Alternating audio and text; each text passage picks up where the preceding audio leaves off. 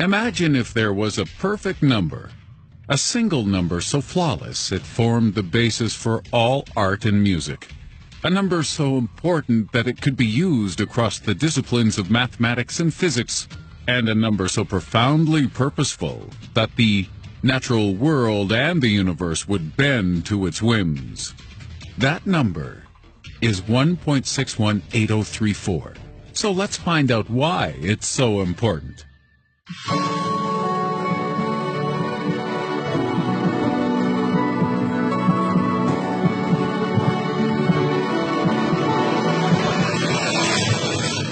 At number 5, an explanation.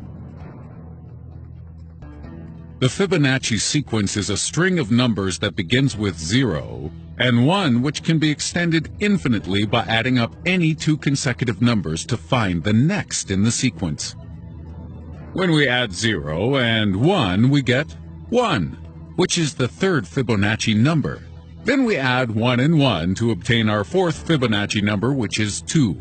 And if we continue with this elementary exercise, in addition, we get the numbers 3, 5, 8, 13, 21, 34, 55, 89, etc., in a pattern that can be extended all the way to infinity.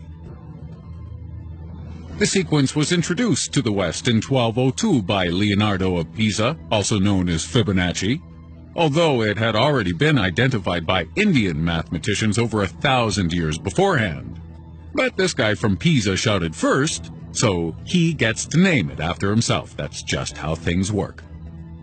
As the world began to develop its understanding of mathematics, we soon realized this string of digits was of fundamental importance, and today we apply this knowledge in all manner of practical ways. Search algorithms, stock trading, gambling odds all make use of the Fibonacci sequence, but the way in which you have most likely encountered it is via the mysterious golden ratio, which appears in more random stuff than MSG and Jesse Hyman combined. At 4, the golden ratio.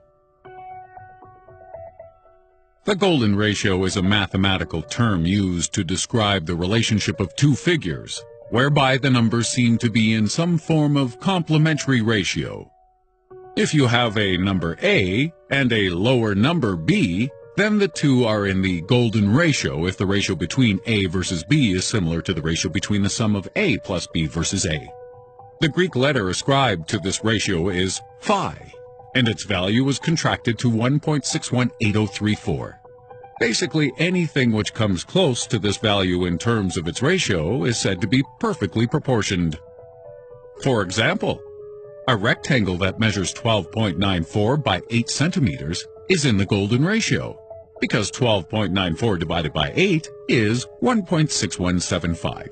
And if we add the width and length of the rectangle together to get 20.94, the ratio between this and the longer side, 12.94, is 1.6182. The golden ratio can be used to calculate perfect spirals, golden triangles, and other shapes and patterns, too.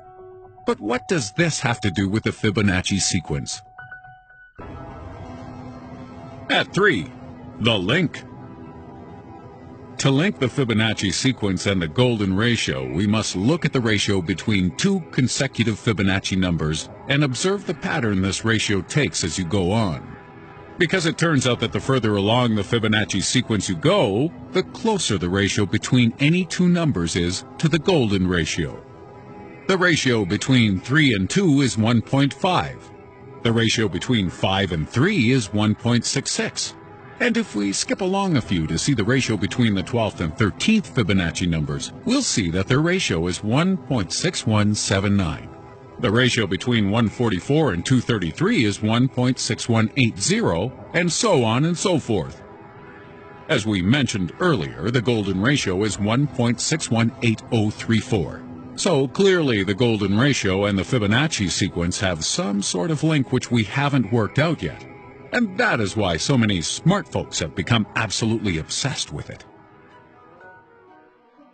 At number 2, the uses. The golden ratio has fascinated the world's most knowledgeable people for millennia since its discovery. and we have seen its influence in some of the finest works mankind has ever produced. Plato's study into the golden ratio was used in the designs of the Parthenon. The Egyptians displayed it in the planning and construction of the pyramids, and the likes of the Taj Mahal, Notre Dame, and the Great Mosque of Kairouan were also built according to this important mathematical law.